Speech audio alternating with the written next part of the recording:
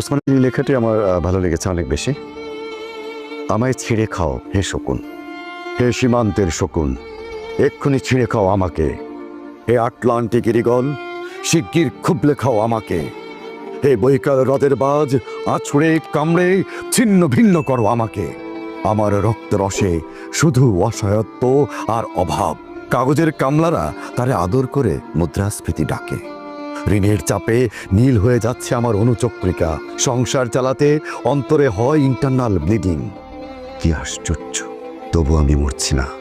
ওদিকে দোজখের ভয়ে আত্মহত্যা করবারও সাহস পাই না আমি।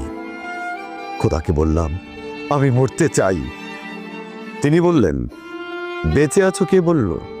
সহস্রাব্দ উন্নয়নের সাক্ষী হিসেবে রাজা তোমাকে মমি করে রেখেছেন। বাজারে দীর্ঘশ্বাস ফেললে নাকি রাজ্যের ভীষণ